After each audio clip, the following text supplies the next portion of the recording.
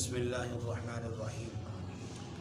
يا أيها الذين آمنوا لا تتبعوا خطوات الشيطان ومن يتبع خطوات الشيطان فإنه يأمر بالفحشاء والمنكر ولولا فضل الله عليكم ورحمته ما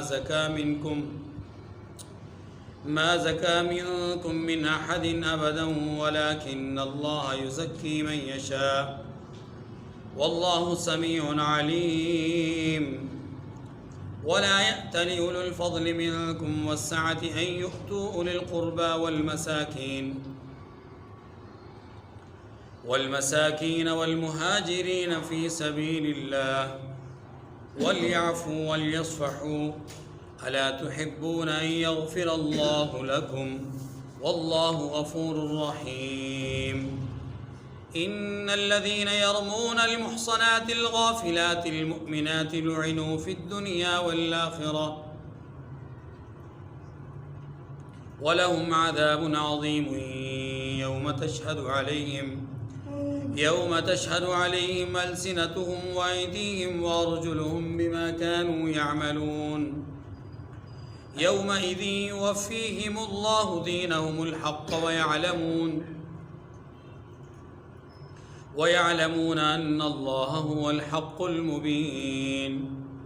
الخبيثات للخبيثين والخبيثون للخبيثات والطيبات للطيبين والطيبون للطيبات أولئك مبرؤون مما يقولون لهم مغفرة ورزق کریم. صدق اللہ العظیم.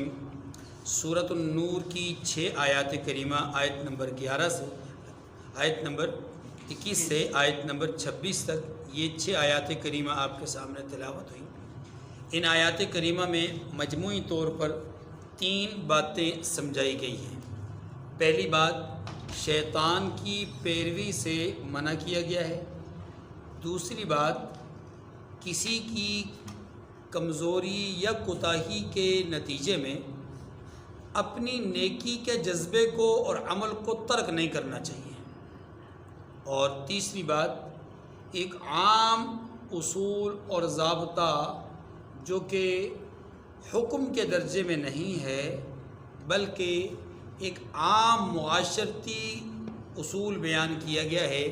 اچھے انسان اچھے انسانوں کو پسند کرتے ہیں، برے لوگ برے لوگوں کو پسند کرتے ہیں. بس یہ ایک فطرتی معاشرتی ایک اصول اور ضابطہ بیان کیا گیا. تو مجموعی طور پہ 3 باتیں ہیں. پہلی بات، شیطان کی پیروی نہ کرو. آیات کریمہ کا ترجمہ پڑھیں گے پھر بات کریں گے.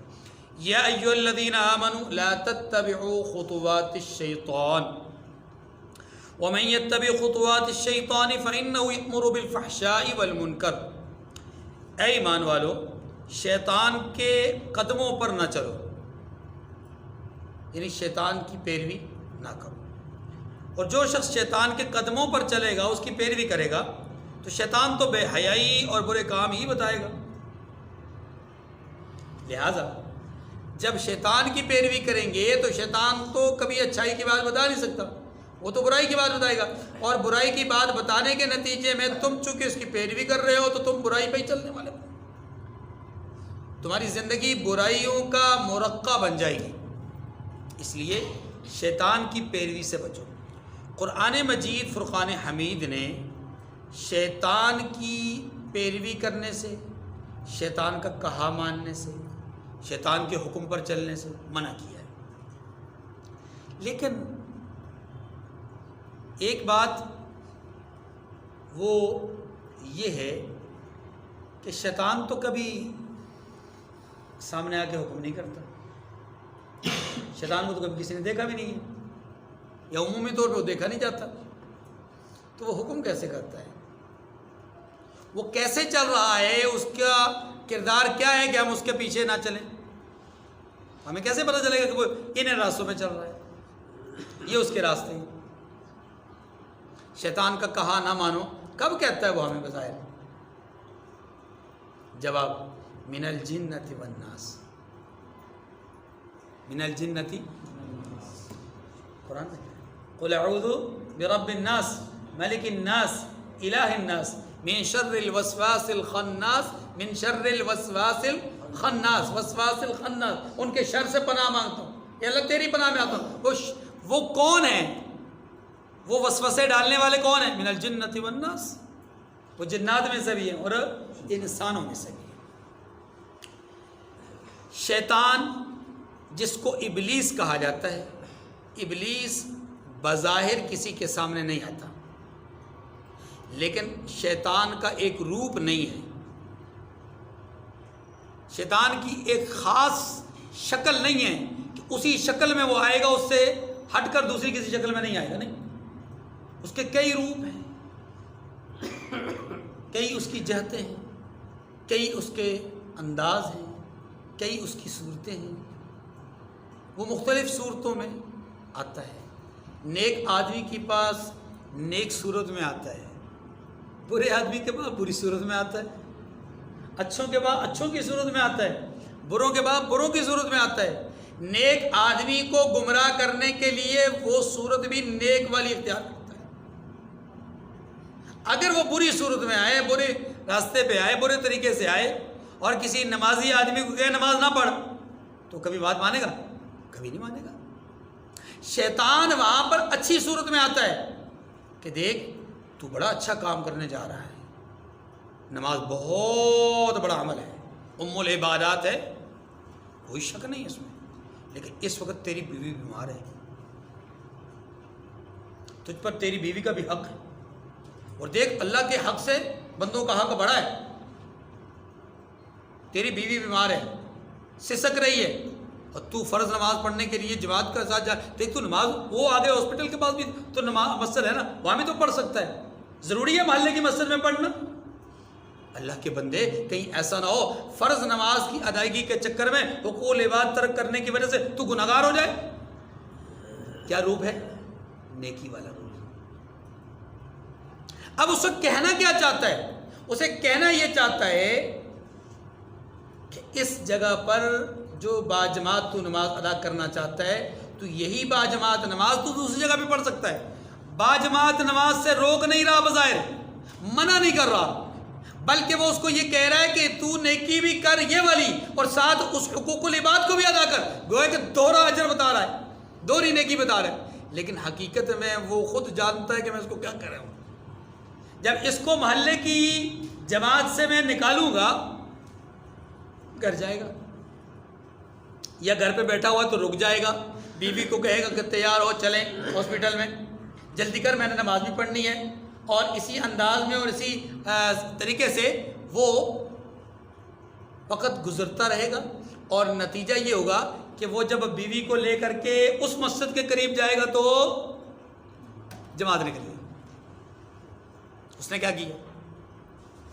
اس نے جماعت کی نماز چھڑوائی، نیکی چھوٹ گئی، ڈبل چکر میں، ڈبل کے چکر میں، ڈبل چاہ کے چکر میں سنگل سے بھی گیا۔ یہ ہے اس کا روپ، یہ ہے اس کا۔ برے کے بعد وہ برے انداز سے آتا ہے، چھوڑو جی مولویوں کی باتیں کیا ماننی، اگر کسی کے دل میں تھوڑی سی اس طرف رغبت پیدا ہوتی ہے دین کی کسی بات پر عمل کرنے کے لیے، تو وہ فوراً پہنچ جاتا ہے کہ یہ تم کیا کرنے آ رہے ہو، مولویوں کے پاس جاؤ گے، چھوڑو ان کو، یہ تو اپنے بنائے ہوئے فتوے بیان کرتے ہیں، ان کو اپنی ڈیڑھ ان کی مسجد ہے اور ان کے اپنے معاملات ہیں، ان کو چھوڑ دو، ان کے قریب نہیں جانا، ان کے معاملات کو اختیار نہیں کرنا۔ یہ جو اس کا ایک تصور ہوتا ہے وہ پیش کرتا ہے۔ تو اچھوں کے پاس وہ اچھے روپ میں آتا ہے، بروں کے پاس وہ برے روپ میں جاتا ہے۔ قرآن اسی لیے کہتا ہے لا تتبعوا خطوات الشیطان، شیطان کی پیروی مت کرنا، بچتے رہنا۔ اور یاد رکھیے قرآن کی تلاوت کے آغاز کے لیے مجھے آپ کو حکم کیا ہے؟ فَإِذَا قَرَأْتَ الْقُرْآنَ فَاسْتَعِذْ بِاللَّهِ، جب تم قرآن کی تلاوت کرو تو کیا کرو؟ اللہ کی پناہ میں آؤ شیطان مردود کی شیطنت اور اس کی خباثت سے۔ کیوں؟ اس لیے کہ بہت بڑا کام کرنے جا رہے ہو، کہیں ایسا نہ ہو کہ تم اپنے اس عمل اور کردار کی وجہ سے کہیں ایسا نہ ہو کہ اللہ سے قریب ہونے کے بجائے دور ہو جاؤ. اس لیے اپنی زبان کو پاک کرو، تحفظ پڑھو. اور اسی لیے اللہم انی اعوذ بک من الخبث والخبائث، جب ہم ٹوائلٹ جاتے ہیں تو ٹوائلٹ جانے سے پہلے، بیت الخلاء جانے سے پہلے اس دعا کے پڑھنے کا حکم ہے. کیوں؟ حدیث میں آتا ہے کہ شیطان انسان کے اعضائے جسمانیہ کے ساتھ کھیل رہا ہوتا ہے. جب ہم دعا پڑھ کے جاتے ہیں تو اللہ شیطان سے ہماری حفاظت فرماتے ہیں. شیطان انسان کو گمراہ کرنے کا کوئی طریقہ چھوڑتا نہیں ہے. قرآن کیا کہتا ہے؟ قرآن سورہ اعراف میں یہ بات سمجھاتا ہے کہ بھئی دیکھو، شیطان نے اللہ کے سامنے حلف لیا تھا، قسم اٹھائی تھی کہ ثم لآتینہم من بین ایدیہم ومن خلفہم وعن ایمانہم وعن شمائلہم ولا تجد اکثرہم شاکرین، کہ پروردگار میں ان کو دائیں بائیں آگے پیچھے اوپر نیچے ہر جہت سے ان کو کیا کروں گا؟ گمراہ کرنے کی کوشش کروں گا، ان کو ورغلاؤں گا، انہیں تباہ کرنے کی کوشش کروں گا، اور تو دیکھے گا کہ تیرے بندوں میں اکثر ناشکرے ہوں گے. یہ شیطان نے کہا تھا، تخلیق آدم کے زمانے میں کہا تھا، آدم علیہ السلام کی پیدائش کے وقت کہا تھا. آپ دیکھیں گے کہ اکثر لوگ کون ہوں گے؟ کون ہوں گے؟ ناشکرے ہوں گے. اور یہی حال ہے، آج یہی ہو رہا ہے، اکثر ناشکرے ہیں. آج آپ کسی کو دین کی بات بتائیں تو وہ آپ کی بات کو قبول نہیں کرتا. آپ کسی کو کوئی بات سمجھائیں تو آپ کی بات کو قبول نہیں کرتا. صوفی کہہ کر کے تو بڑا آیا نمازی پرہیزگار، تو بڑا آیا اللہ دیتا، تو بڑا آیا اللہ دین، ہاں جی، اور اس طرح کی باتیں کر کر کے مذاق اڑاتے اور بات نہیں سنتے. یہ ہے شیطان کی پیروی کا نتیجہ. اس لیے قرآن کہتا ہے یا ایھا الذین آمنوا لا تتبعوا خطوات الشیطان. تو میں نے عرض کیا کہ شیطان بات کہتا ہے، ماں حکم دیتا ہے، لیکن اس کے حکم دینے کا انداز یہ نہیں ہے کہ ابلیس ہمارے سامنے آ کے کھڑا ہو جائے اور کہے کہ یوں کرو. اور کبھی بھی شیطان اچھے آدمی کو بری بات کا ڈائریکٹ حکم نہیں کرتا. جیسا کہ میں نے مثال سے سمجھایا، اچھے آدمی کو وہ اچھے ہی انداز سے گمراہ کرنے کی کوشش کرے اور وہ گمراہ ہو جاتا ہے. آگے فرمایا وَلَوْلَا فَضْلُ اللَّهِ عَلَيْكُمْ وَرَحْمَتُهُ مَا زَكَىٰ مِنْكُمْ مِنْ أَحَدٍ أَبَدًا وَلَٰكِنَّ اللَّهَ يُزَكِّي مَن يَشَاءُ. یہ بھی ایک عام ضابطہ بیان فرمایا اور اگر تم پر اللہ کا فضل اور مہربانی نہ ہوتی تو ایک شخص بھی تم میں پاک نہ ہو سکتا، مگر اللہ جس کو چاہتا ہے پاک کر دیتا ہے. وَاللَّهُ سَمِيعٌ عَلِيمٌ، اللہ سننے والا اور جاننے والا. اس کا مطلب کیا ہوا؟ ہم میں سے کوئی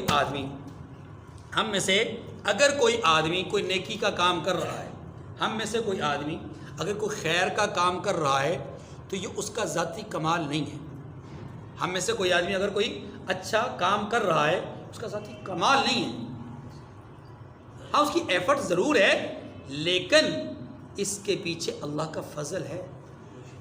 اس کے پیچھے اللہ کے فضل کے بغیر کوئی آدمی نیکی اور اللہ کے فضل کے بغیر کوئی آدمی برائی سے بچ نہیں سکتا. یہی بات یہاں سمجھائی گئی ہے. وَلَوْلَا فَضْلُ اللَّهِ عَلَيْكُمْ وَرَحْمَتُهُ مَا زَكَىٰ مِنْكُمْ مِنْ أَحَدٍ. تم میں سے کبھی بھی کوئی آدمی اپنے آپ کو پاک صاف کر نہ سکتا، یعنی کوئی تم میں سے پاک صاف ہوتا ہی نہ. کیا مانا یہ گناہوں سے بچ نہ سکتا. یا مانا یہ گناہوں سے، پہلے کیا کہا؟ شیطان کی پیروی نہ کرنا، شیطان بری باتوں کا حکم کرتا ہے. اب قرآن کہتا ہے تم میں سے اگر اللہ کا فضل نہ ہوتا تو کوئی آدمی نیکی کا کام نہ کر سکتا، برائی سے بچ نہ سکتا. مانا یہ ہوا کہ جو شیطان کی پیروی سے بچ رہے ہیں وہ بھی اللہ کے فضل سے بچ رہے ہیں. اگلی بات فرمایا واللہ سمیع علیم، اللہ سننے والا. اور پھر وہی بات آ گئی کہ آیات کریمہ کے آخر میں جو اللہ کی صفات ہوتی ہیں اس کا لازماً گہرا تعلق ہوتا ہے آیت کریمہ کے ساتھ. اب آیت کریمہ میں کیا کہا گیا؟ شیطان کی پیروی نہ کرنا. تم میں سے جو بچ جاتا ہے وہ اللہ کے فضل سے بچتا ہے. آخر میں کہا سمیع علیم، وہ سمیع بھی ہے اور علیم بھی ہے. سنو، شیطان کی پیروی کرنا اس سے روکا گیا. اب کون کر رہا ہے کون نہیں کر رہا اللہ جاننے والا ہے. کون کر رہا ہے شیطان کی پیروی، کون نہیں کر رہا ہے اللہ جانتے ہیں. اب قصہ پیچھے کیا ہے؟ قصہ ہے حضرت عائشہ صدیقہ رضی اللہ تعالیٰ عنہ پر تہمت والا، اللہ جان رہا ہے، اللہ اس بات کو جانتا ہے کہ کون کون اس میں کس کس انداز میں ملوث تھا، اللہ جانتا ہے، اور کس نے کیا بات کہی اللہ اس بات کو سنتے ہیں۔ اللہ اس بات کو بخوبی جانتے ہیں کہ کس نے کیا بات کہی، حضرت مصطح نے کیا کہا، حضرت حسان نے کیا کہا، حضرت حمنہ نے کیا کہا، ان کو بھی اللہ جانتے ہیں، اور منافقین نے کیا کچھ کہا اللہ ان کو بھی جانتے ہیں۔ بات سمجھ نہیں؟ اور اسی طریقے سے اگر اس کو دوسرے انداز میں لیا جائے کہ حضرت پاک صلی اللہ علیہ وسلم نے جب رائے اور مشاورت لی اور جب رائے لی لوگوں سے، تو کس آدمی نے، کس صحابی نے اپنے اپنے الفاظ میں کیا کیا رائے پیش کی اللہ جانتے ہیں۔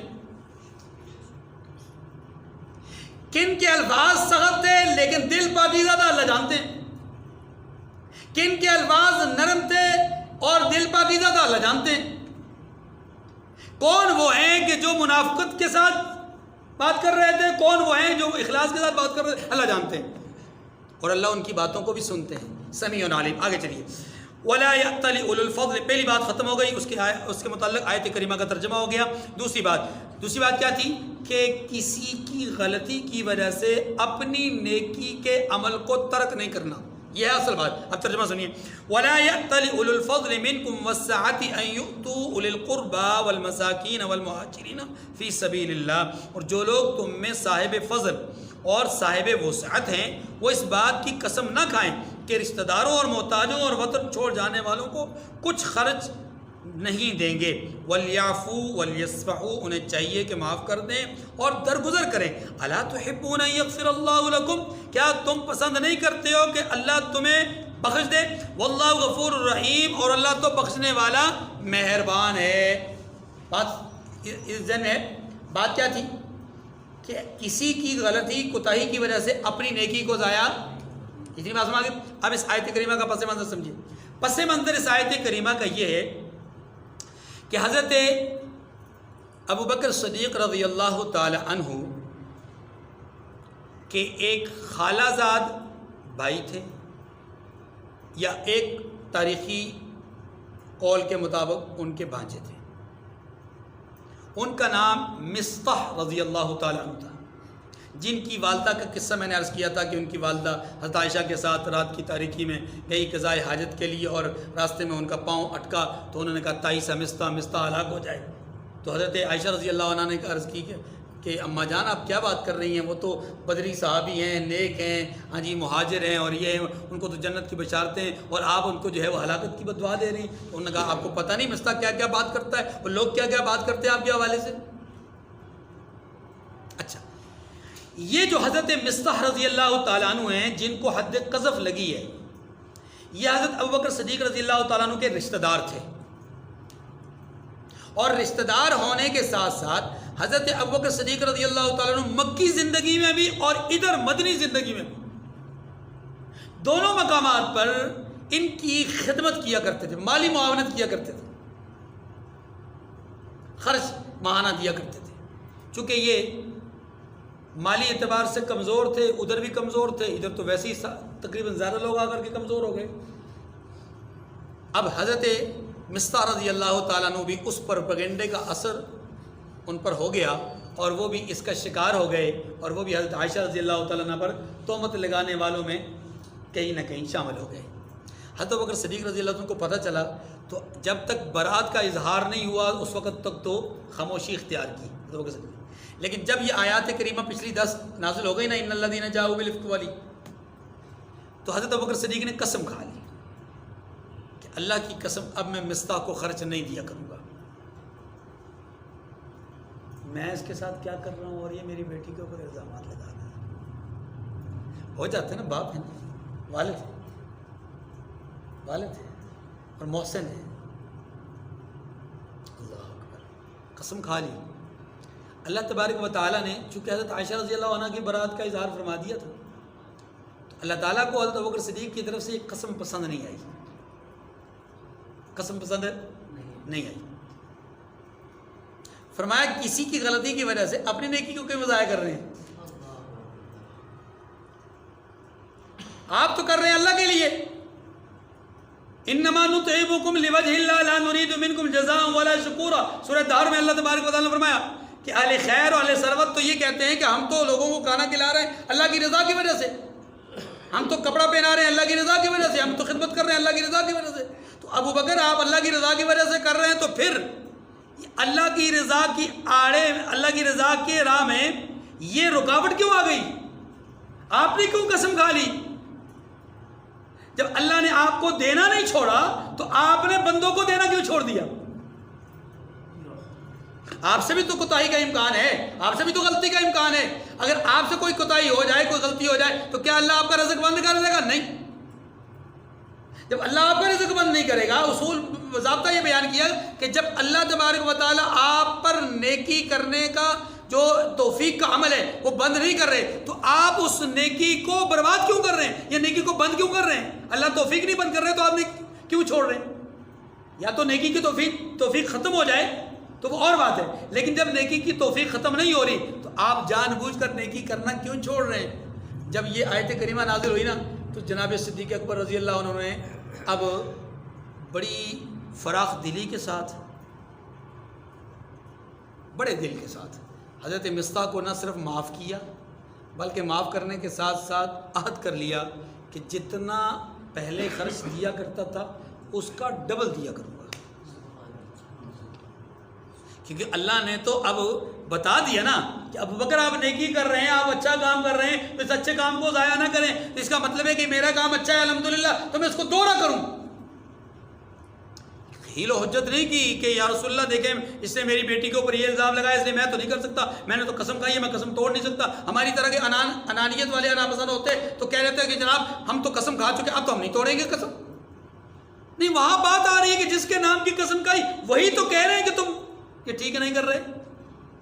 اب الفاظ پہ دوبارہ غور کیجیے, آپ کو یقین کریں حضرت صدیق اکبر رضی اللہ عنہ کی شان اب سمجھ میں آئے گی. پہلے تو میں نے مطلقاً ترجمہ کیا, اب شان سمجھیے. اب کیا کہا جا رہا ہے؟ وَلَا يَأْتَلِ أُولُو الْفَضْلِ مِنْكُمْ وَالسَّعَةِ. اب الفاظ پہ غور کیجیے, اب الفاظ پہ غور کیجیے. قرآن کہتا ہے جو لوگ تم میں سے صاحب فضل و وسعت ہیں. اس کا مطلب کیا ہوا؟ قرآن نے حضرت ابو بکر صدیق رضی اللہ تعالیٰ عنہ کو صاحب فضیلت کہا ہے. گویا پوری جماعت صحابہ میں سب سے افضل شخصیت حضرت ابو بکر صدیق ہے. قرآن نے کہا ہے. کس نے کہا ہے؟ قرآن نے کہا ہے. جس طرح آقا صلی اللہ علیہ وسلم نے غدیر خم کے موقع پر من کنت مولا کا فرمان جاری کیا, تو آقا کا فرمان دوسرے نمبر پر ہے, قرآن کا فرمان پہلے نمبر پر ہے. درجے کے اعتبار سے بات کر رہا ہوں, رتبے کے اعتبار سے بات کر رہا ہوں. رتبہ قرآن کا مقدم ہے, حدیث کا ثانوی ہے. یہ نہیں کہ حدیث کو چھوڑا جائے گا, حدیث کا ثانوی درجہ ہے اور قرآن کا اول درجہ ہے. قرآن کہتا ہے وَلَا يَأْتَلِ أُولُو الْفَضْلِ مِنْكُمْ. ابو بکر صاحب فضیلت ہیں. ابو بکر صاحب, تو صاحب فضیلت کون ہوتا ہے؟ وہ ہوتا ہے جو دوسروں سے ممتاز ہو, دوسروں سے جدا ہو, دوسروں سے بڑا ہو, دوسروں سے مقام میں اعلیٰ ہو. اور یہ بات ہم صرف الفاظ میں نہیں کہہ رہے, اللہ کے رسول نے کر کے دکھایا, بتایا نہیں, کر کے دکھایا. ایک ہے بتانا, ایک ہے کہنا, ایک ہے عمل کروانا. اللہ کے رسول نے سارے صحابہ سے آگے ابو بکر کو کھڑا کیا. ابو بکر صاحب فضیلت ہے. آقا صلی اللہ علیہ وسلم نے 9 ہجری جب پہلا حج ہوا تو آقا صلی اللہ علیہ وسلم نے اس حج کے قافلے کا امیر ابو بکر رضی اللہ عنہ کو بنا کر بتایا کہ ابو بکر سے افضل کوئی نہیں. آقا صلی اللہ علیہ وسلم نے خود ارشاد فرمایا کہ جس قوم میں ابو بکر موجود ہوں اس قوم کو یہ حق ہی نہیں کہ وہ ابو بکر کے علاوہ کسی اور کو اپنا امام بنائیں. آقا صلی اللہ علیہ وسلم نے کر کے بتلایا. کیسے؟ کہ یہ حجرہ اقدس ہے، حجرہ اقدس سے باہر آ رہے ہیں، آپ کے دائیں ہاتھ میں ابو بکر ہیں، بائیں ہاتھ میں عمر ہے. فرما رہے ہیں کہ یہ جو حالت ہے یہ حالت ہماری قبر میں بھی اسی طرح ہوگی. اور ہوئی، ساری دنیا دیکھ رہی ہے. پھر فرمایا ہَكَذَا نُبْعَثُ يَوْمَ الْقِيَامَةِ، اسی طرح قیامت کے دن اٹھائے بھی جائیں گے. وَهَكَذَا نُدْخَلُ فِي الْجَنَّةِ، اسی طرح جنت میں داخل بھی کیے جائیں گے. پہلے آقا جائیں گے، پھر ابو بکر ہوں گے رضی اللہ تعالیٰ. تو آقا صلی اللہ علیہ وسلم نے بتایا، قرآن نے بتایا وَلَا يَأْتَلِ أُولُو الْفَضْلِ، یہ صاحب فضیلت ہیں. قرآن دوسرے مقام پر سورۃ اللیل میں کیا کہتا ہے؟ فَأَمَّا مَنْ أَعْطَىٰ وَاتَّقَىٰ وَصَدَّقَ بِالْحُسْنَىٰ. قرآن تیسرے مقام پر کیا کہتا ہے؟ یا الناس انا خلقناکم من ذکر و انثی وجعلناکم شعوبا وقبائل لتعارفوا ان اکرمکم عند اللہ اتقاکم. تم میں سب سے برگزیدہ اللہ کے یہاں کون ہے؟ جو سب سے بڑا متقی ہے، سب سے بڑا. اب قرآن کہتا ہے کہ سب سے بڑا متقی، سب سے زیادہ پرہیزگار، سب سے زیادہ اللہ کے یہاں مقرب، جو سب سے زیادہ پرہیزگار، جو وہ اللہ کے یہاں سب سے زیادہ قریب. یہی بات قرآن نے کہی. دوسرے مقام پر اس کی وضاحت میں فرما دی کہ وہ کون ہے جو سب سے زیادہ پرہیزگار ہے. فَأَمَّا مَنْ آتَىٰ وَاتَّقَىٰ وَصَدَّقَ بِالْحُسْنَىٰ.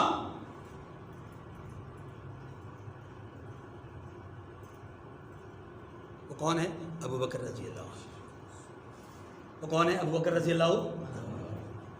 تمام مفسرین نے اس آیت کریمہ کا مصداق حضرت ابو بکر صدیق رضی اللہ عنہ کو دیا. اللہ کی راہ میں سب سے زیادہ خرچ کرنے والے وہ ابو بکر ہیں، اور سب سے زیادہ اللہ سے ڈرنے والے ابو بکر ہیں. تو ان اکرمکم عند اللہ اتقاکم، اللہ کے یہاں برگزیدہ سب سے زیادہ کون؟ متقی. اور متقی سب سے بڑا کون؟ ابو بکر. حضرت ابو بکر رضی اللہ عنہ ولا یأتل اولو الفضل، وہ صاحب فضیلت ہیں، والسعة، اور صاحب وسعت بھی ہیں. صاحب فضیلت ہی نہیں، صرف صاحب وسعت بھی ہیں. اب تین باتیں ہو گئی. ایک بات، آپ صاحب فضیلت ہیں، فضیلت آپ کی سب سے بڑھ کر ہے. دوسری بات، آپ صاحب وسعت ہیں، گویا آپ خوب اللہ کی طرف سے دیے ہوئے مال کے مالک ہیں، اور وہی مال ابو بکر رائے خدا میں خرچ کر رہے ہیں. جب بوقت وصال ہے تو آپ نے فرمایا کہ میرے اوپر کفن، میری یہ چادر ڈال دینا. اور جب اس چادر کو ڈالا گیا یا اس کپڑے کو ڈالا گیا تو اس کو اگر ادھر کو کھینچتے تو چہرہ کھل جاتا، ادھر کو کھینچتے تو پاؤں کھل جاتے. ایک ایسا آدمی کہ جس نے 2 سال سے زائد عرصہ رسول اللہ صلی اللہ علیہ وسلم کی نیابت اور خلافت کا فرائض انجام دیے، ایک ایسا آدمی کہ جس نے حضور کی جانشینی کے فرائض انجام دیے، بوقت وصال وہ اپنے لیے نئے کفن کے خریدنے کا بھی حکم نہیں جاری فرماتے. وہ کہتے ہیں جو کچھ ہے وہ رائے خدا میں ہو جائے، میرے لیے کچھ نہ رہے، کیونکہ مجھے یہاں چاہیے ہی نہیں.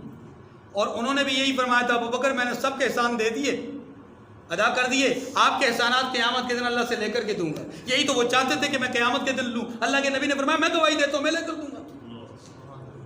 پہلی بات صاحب فضیلت ہے، دوسری بات صاحب وسعت ہے، تیسری بات کیا ہے؟ آقا صلی اللہ علیہ وسلم نے اپنی حیات طیبہ کی آخری 17 نمازیں اپنی زندگی میں، اپنی موجودگی میں، اپنے حکم سے، اپنے اشارے سے، اپنے مصلے پہ کھڑا کروا کر کے ابو بکر رضی اللہ عنہ کو بتلا دیا کہ ابو بکر رضی اللہ عنہ تمام صحابہ میں سب سے زیادہ عمدہ قرآن پڑھنے والے، یعنی سب سے زیادہ قرآن کے بڑے عالم اور فقیہ ہیں. کیونکہ امامت کا حقدار وہی ہے جو اقرأہم، جو سب سے زیادہ قرآن جانتا ہو. تو سب سے زیادہ قرآن کون جانتے ہیں؟ ابو بکر رضی اللہ عنہ. اسی لیے تو حضور نے ان کو آگے کھڑا کیا. تو 3 باتیں ہوئی، سب سے بڑے عالم بھی ہیں، سب سے زیادہ فضیلت والے بھی ہیں، سب سے زیادہ وسعت والے بھی ہیں. یہ 3 فضیلتیں اگر آپ کو سمجھ میں آ گئی تو آپ کو یہ پتہ چلے گا کہ یہ جو امت کا متفقہ طور پر ایک عقیدہ ہے کہ افضل البشری بعد الانبیاء ابو بکر الصدیق رضی اللہ تعالیٰ. انبیاء کے بعد سب سے افضل انسان کون ہے؟ وَلَا يَأْتَلِ أُولُو الْفَضْلِ مِنْكُمْ وَالسَّعَةِ أَنْ يُؤْتُوا أُولِي الْقُرْبَى وَالْمَسَاكِينَ وَالْمُهَاجِرِينَ فِي سَبِيلِ اللَّهِ. صاحب فضیلت لوگوں کو، صاحب وسعت آدمی کو یہ زیب نہیں دیتا، یہ مناسب نہیں ان کے لیے کہ وہ کسب کھائیں، کہ وہ مالدار اپنا رشتہ داروں کو، محتاجوں کو، وطن چھوڑ جانے والوں کو خرچ نہیں دیں گے. یہ ان کو زیب نہیں دیتا، یہ ان کو زیب. اب اگلی بات سن لیجیے، اگلی بات پیار محبت، اللہ کا اپنے بندے سے محبت ہے. وَلْيَعْفُوا وَلْيَصْفَحُوا، میرے بندے میں پسند کرتا ہوں معاف کرنے کو، تو بھی پسند کر، تو بھی معاف کر دے. میں درگزر کرتا ہوں، تو بھی درگزر کر. ابو بکر رضی اللہ عنہ نے کہا میں عفوت ہوں، میں نے ان کو معاف کر دیا.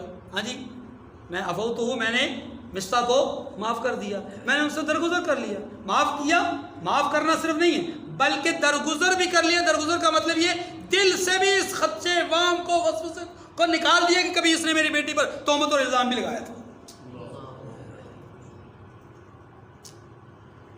اگلا جملہ اس سے بھی بڑا ہے، الا تحبون ان یغفر اللہ لکم. کیا تمہیں پسند نہیں ہے، کیا تم پسند نہیں کرتے کہ اللہ تمہیں بخش دے؟ کیا مطلب ہوا؟ ابو بکر رضی اللہ عنہ جو خرچ کر رہے ہیں، اللہ رب العزت اس پر ان کی بخشش کا فیصلہ فرما رہے ہیں. حالانکہ یہ وہ شخص ہیں کہ جن کی ایک ایک ادا ایسی ہے کہ اللہ رب العزت نے، اللہ کے حبیب نے اس پر اپنی رضامندی کا اظہار کیا. اس کا ثبوت کیا؟ ایک غار ثور والی جو ایک 3 راتیں ہیں، جناب ابو عمر رضی اللہ عنہ کیا کہتے ہیں کہ اے ابو بکر، اگر آپ اجر کے اعتبار سے ان 3 میں سے ایک رات کا اجر مجھے دے دیں تو میں اپنی ساری زندگی کی نیکیاں آپ کو دے دوں. شاید بات سمجھ میں نہیں آئی. کون عمر؟ لو کان بعدی نبی لکان عمر، میرے بعد اگر کوئی نبی ہوتے تو عمر ہوتے. وہ کہتے ہیں جن کے اندر نبوی صفات ہیں، وہ کہتے ہیں میری ساری زندگی کی نیکیاں ابو بکر رضی اللہ عنہ کی ایک رات کی نیکی کے برابر نہیں ہیں جو انہوں نے غار میں گزاری ہے. کیونکہ اس غار میں کون تھا؟ اللہ اکبر. الا تنصروه فقد نصره الله اذ اخرجه الذين كفروا ثاني اثنين اذ هما في الغار اذ يقول لصاحبه لا تحزن ان الله معنا. یہاں 2 انسان تھے، تیسرے اللہ کی مدد تھی، اللہ کی ڈائریکٹ مدد تھی، ان دونوں پر ڈائریکٹ تھی. اور یہ 2 کون تھے؟ ایک نبی اور ایک نبی کے ساتھی. اور واحد آدمی ہیں، واحد شخص ہیں جن کو قرآن نے نبی کا صحابی کہا ہے.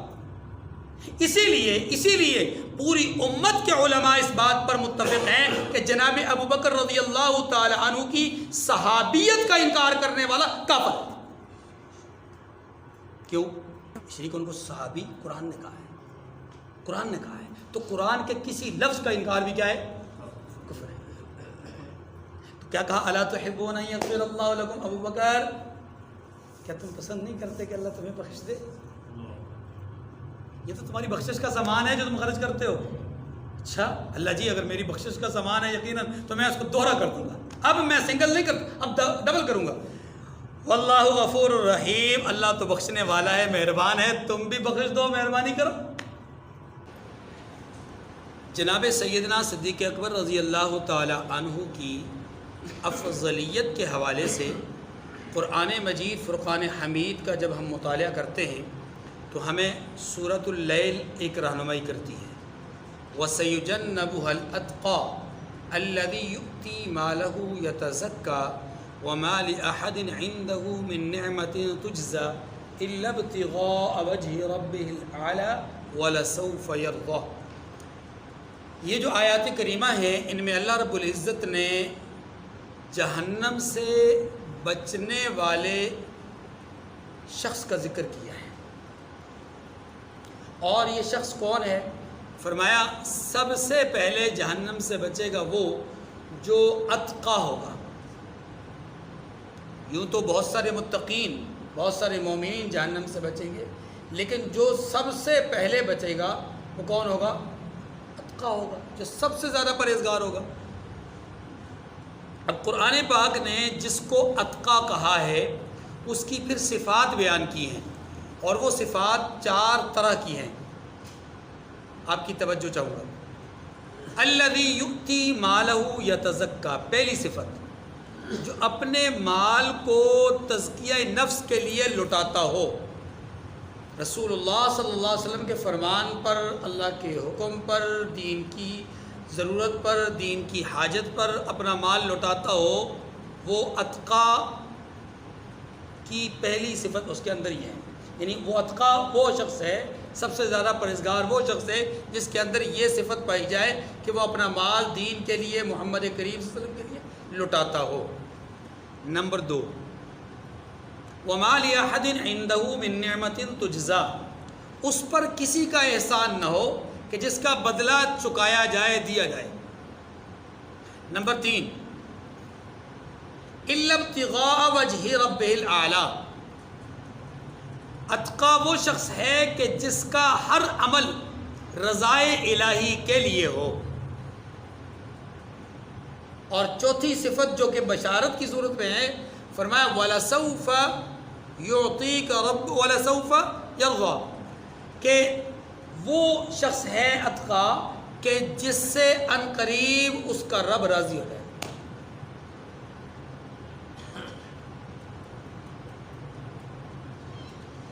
یہ 4 صفات جس شخص میں پائی جائیں وہ سب سے بڑا متقی ہے. اب یہ جو سب سے بڑا متقی ہے، جس کو قرآن نے کہا سب سے بڑا متقی، اور اس کے اندر یہ 4 صفات پائی جائیں، سیرت النبوی کا جب ہم مطالعہ کرتے ہیں، سیرت صحابہ کا جب ہم مطالعہ کرتے ہیں، قرون اولیٰ کا جب ہم مطالعہ کرتے ہیں، تو ہمیں نظر آتا ہے کہ یہ چاروں صفات یکجا کسی شخصیت میں موجود ہے، تو اس شخصیت کا نام جناب ابو بکر رضی اللہ تعالی عنہ. سب سے زیادہ مال لٹانے والے اللہ اور اس کے رسول کے نام پر، یہاں تک کہ غزوہ تبوک میں سب کچھ دے دیا. ان پر کسی کا احسان نہیں، انہوں نے بہت سارے لوگوں پر احسان کیا. تقریباً کم و بیش 13 اصحاب رسول کو غلامی کی زندگی سے نجات دلوا کر آزادی کی زندگی جینے پر جو ہے وہ انہیں آزادی کی زندگی جینے کے لیے انہیں آزاد کیا. یہ ان کا وہ احسان ہے جو 13 افراد پر ہے. امت مسلمہ پر اجتماعی طور پر اس شخص کا بڑا احسان ہے کہ اس نے اپنے حبیب کی جانشینی کے زمانے میں بیت المال سے اپنے لیے اتنی رقم مقرر کروائی، اتنا مال مقرر کروایا جو کہ ایک عام مزدور کی مزدوری کے برابر ہو. یہ بہت بڑا احسان ہے. اسے کوئی سمجھے نہ سمجھے، جانے نہ جانے، لیکن یہ بہت بڑا احسان ہے. جو احسان ان کا ہے ان پر کسی کا کوئی احسان نہیں. تیسری بات کہ ان کا ہر عمل اللہ کی رضا کا طلبگار، ہر عمل اللہ کی رضا کے لیے.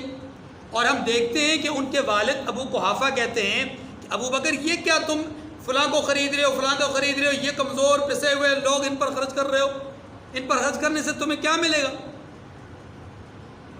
تم ایسے لوگوں پر خرچ کرو جو کل کو تم پر بھی کوئی مصیبت آئے، پریشانی آئے تو اس مصیبت اور پریشانی کے وقت میں ساتھ دے سکیں.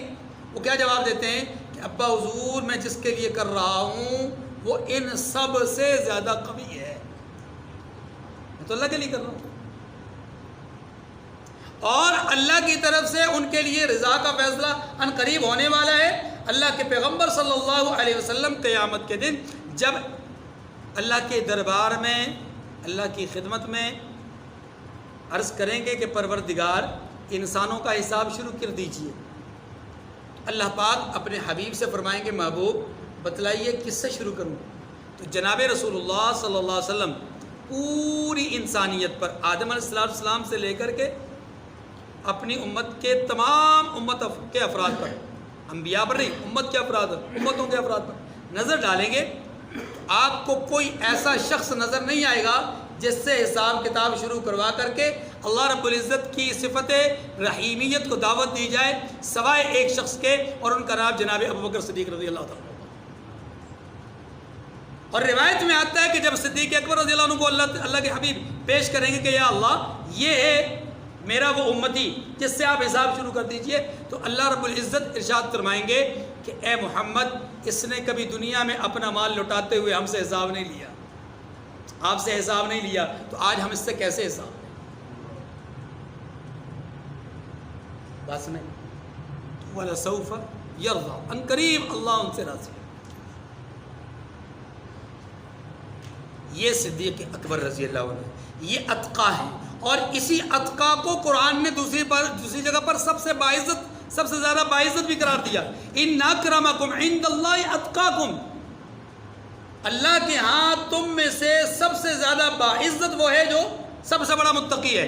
اب یہ جو اتقا والی آیات ہیں، ان آیات کریمہ کا مصداق الفاظ مفسرین میں کون ہے؟ تو تمام مفسرین، جمہور مفسرین کے نزدیک ان آیات کریمہ کا مصداق سیدنا حضرت صدیق اکبر رضی اللہ عنہ. کچھ لوگ ان آیات کا مصداق سیدنا حضرت علی المرتضیٰ رضی اللہ عنہ کو قرار دیتے ہیں، لیکن میں نے عرض کیا کہ کچھ صفات ان کی وہ ہیں، ان کے اندر وہ ہیں کہ جو صدیق اکبر رضی اللہ عنہ میں پائی جاتی ہے، کسی اور میں نہیں پائی جاتی. مثلا آپ کے لوگوں پر احسان ہے، آپ پر لوگوں کے احسان نہیں. لیکن آپ جناب علی المرتضیٰ رضی اللہ عنہ کی حیات طیبہ کا مطالعہ کیجئے تو آپ کو مکی زندگی میں بھی نظر آئے گا کہ وہ رسول اللہ صلی اللہ علیہ وسلم کی آغوش نبوت میں پرورش پا رہے ہیں. خود ان کے والد گرامی ابو طالب جو ہیں، ان کے گھر میں اتنی مالی وسعت نہیں تھی، وہ صاحب عیال آدمی تھے. تمام مورخین نے لکھا ہے، ہاں جی، تمام سیرت نگاروں نے لکھا ہے کہ ابو طالب کے گھر میں ان کی اولاد زیادہ تھی تو مال اتنا زیادہ نہیں تھا، تو رسول اللہ صلی اللہ علیہ وسلم نے ان کے فرزند حضرت علی المرتضیٰ رضی اللہ عنہ کو اپنی کفالت میں لے لیا. اسی طریقے سے حضرت عباس نے ان کے ایک بیٹے دوسرے کو لے لیا، حضرت حمزہ نے ایک تیسرے بیٹے کو لے لیا. یوں ان کی اولاد کو ان کے چچا یا چچا زاد بھائیوں نے کیا کر دیا. تو حضرت علی المرتضیٰ رضی اللہ عنہ پر کیا تھی؟ آپ صلی اللہ علیہ وسلم کے احسانات. اور پھر جب حضرت علی المرتضیٰ رضی اللہ عنہ مکہ سے مدینہ منورہ تشریف لے گئے تو وہاں پر بھی جناب علی المرتضیٰ رضی اللہ عنہ کی شادی، اس شادی کا حق مہر اور اس شادی کے لیے جو دعوت ولیمہ کا اہتمام ہے اور اس شادی کے لیے جو دیگر خرچات ہیں، وہ آپ تاریخ کی کتابوں میں، سیرت کی کتابوں میں، آپ سیرت نگاروں سے تحریر جو لکھی ہوئی انہوں نے ان کو مطالعہ کریں تو آپ کو پتہ چلے گا کہ اس سب کے پیچھے جناب عثمان ابن عفان اور جناب ابوبکر رضی اللہ عنہ کا مال نظر آئے گا.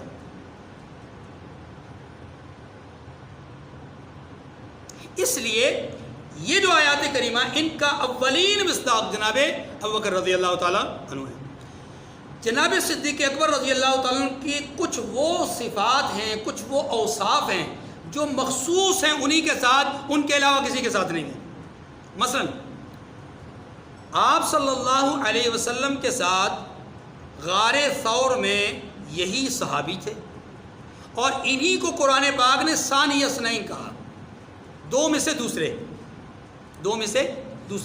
یہ ثانی اثنین ان کا جو کہ ایک قسم کا لقب بن گیا.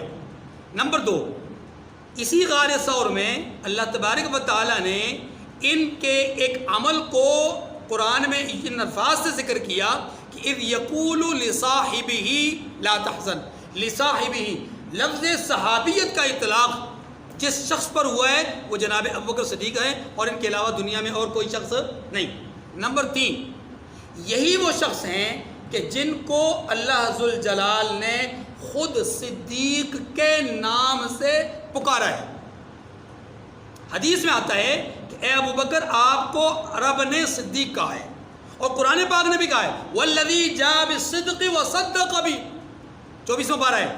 وہ ذات کہ جو سچائی کے ساتھ تشریف لائے اور وہ شخص کہ جس نے ان کی تصدیق کی.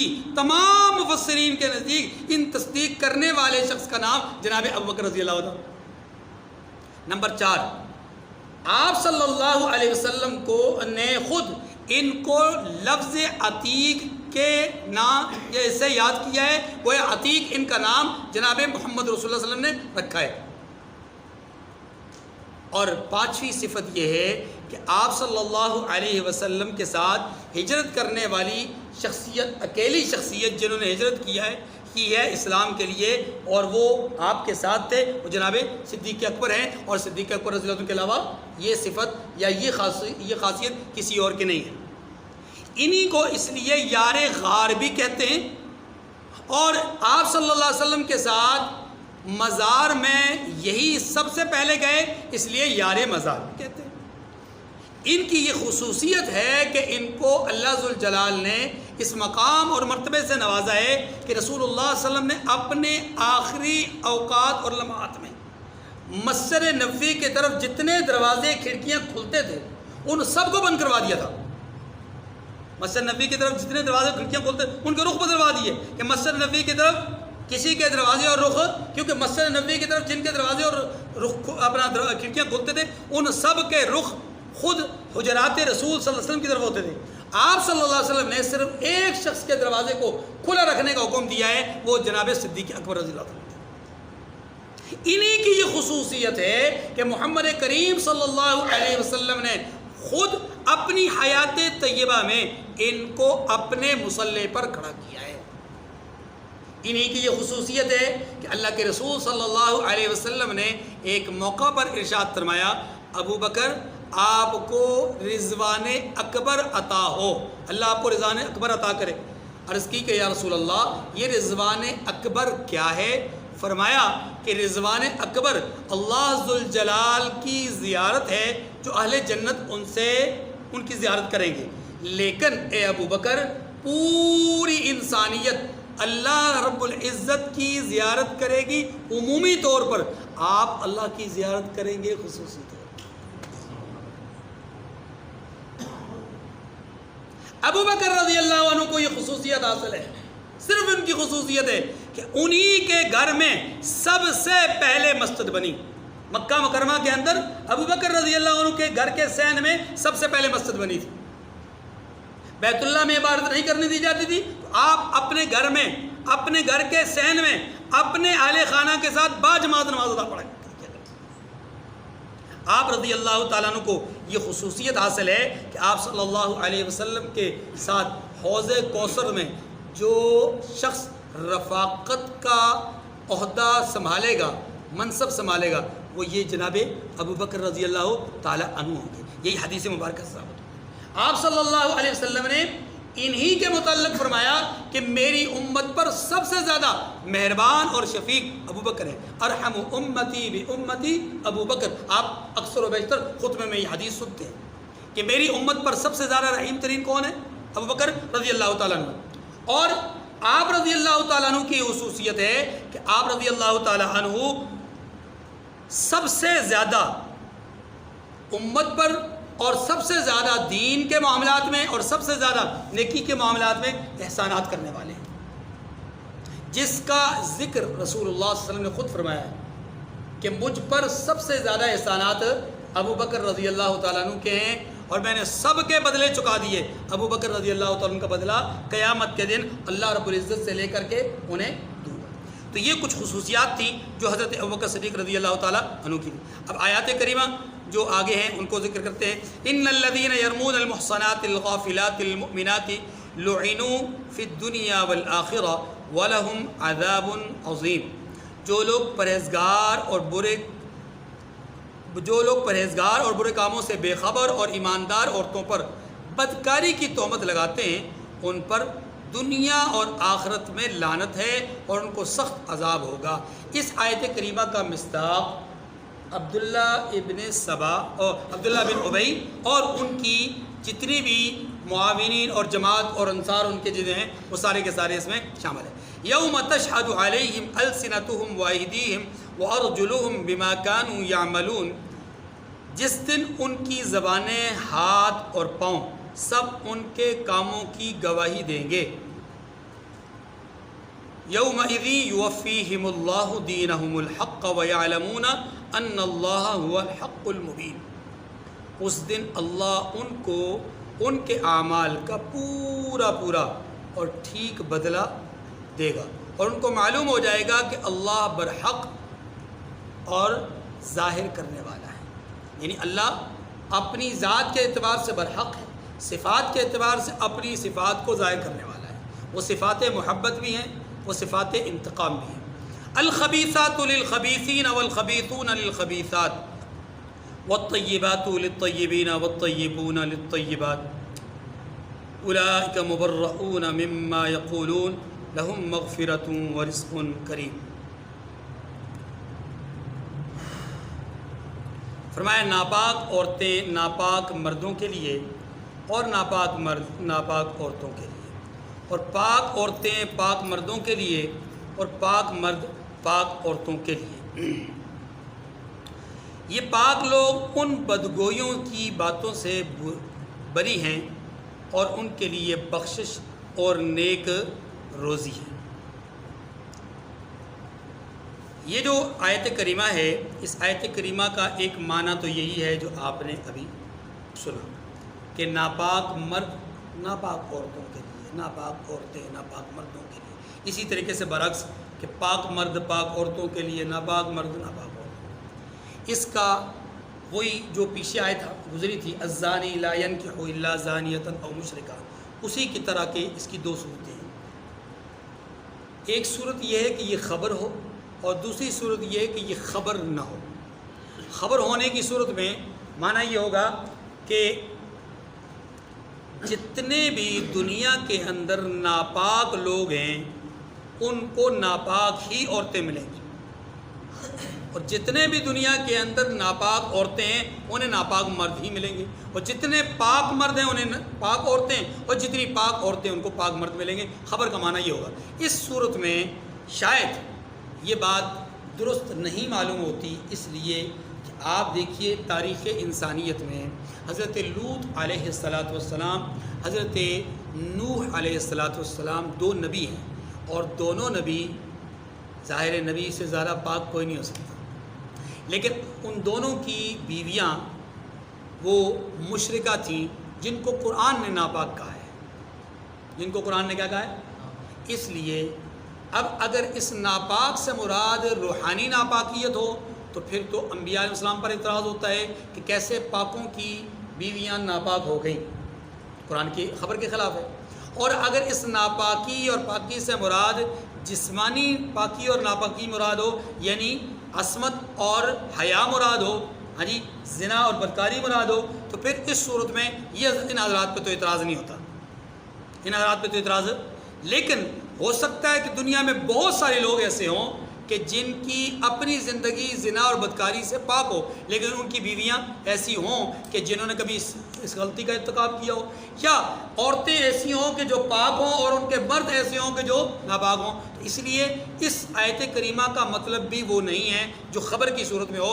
خبر نہیں دی جا رہی کہ پاک پاکوں کے ساتھ ناپاک ناپاکوں کے ساتھ ہوگی، یہ خبر نہیں دی، بلکہ یہ ایک ایسی بات کی جا رہی ہے کہ ایک ضابطہ ایسا عام بیان کیا جا رہا ہے کہ عام طور پہ یہ ہوتا ہے پاک کی جو توجہات ہوتی ہیں وہ پاک ہی کی طرف ہوتی ہیں، ناپاک کی توجہات ناپاک یعنی پسندیدگی آپ اس کو کہہ لیں کہ کوئی آدمی اپنی صفات کے اعتبار سے، اپنی ذات کے اعتبار سے پاکیزہ صفات کا حامل ہو، اس کی چاہت ہوتی ہے کہ میری بیوی بھی پاکیزہ صفات والی ہو۔ کوئی عورت پاکیزہ صفات کی ہو، اس کی چاہت ہوگی کہ اس کا مرد بھی پاکیزہ صفات والا ہو۔ اور اگر خدا نخواستہ بدکارہ عورت ہو، بدکار مرد ہو، تو ان کی چاہت ایسی ہوتی ہے کہ مجھے ایسی کوئی عیاش قسم کی اور اس قسم کی عورت ملے جو میری چاہت کے ساتھ، میری تمنا کے ساتھ، میری آرزو کے ساتھ وہ چلے، جیسے میں اس سے حرکتیں کرواؤں ویسے وہ حرکتیں۔ اس لیے کہا گیا کہ عام عمومی معاشرتی ضابطہ یہ ہے کہ ناپاک ناپاکوں کی خواہش رکھتے ہیں، پاک پاکوں کی خواہش رکھتے ہیں، یہ ہے اصل معنی۔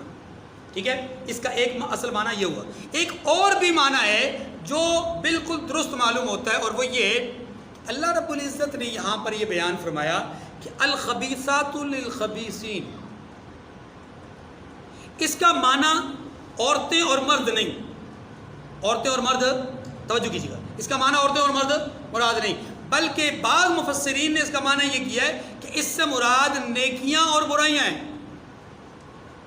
نیکیاں اور کہ پاک لوگ یعنی اچھے لوگ، نیک لوگ نیکیوں کی طرف راغب ہوتے ہیں اور برے لوگ برائیوں کی طرف راغب ہوتے ہیں، خواہ وہ مرد ہوں خواہ وہ۔ اب اس معنی کو سمجھتے ہوئے آپ تھوڑا سا واقعہ افک پہ جائیے، وہ جو غزوہ ہے غزوہ بنی مصطلق، اس پہ جائیے۔ غزوہ بنی مصطلق یہ واحد غزوہ ہے جس میں بہت زیادہ منافقین گئے۔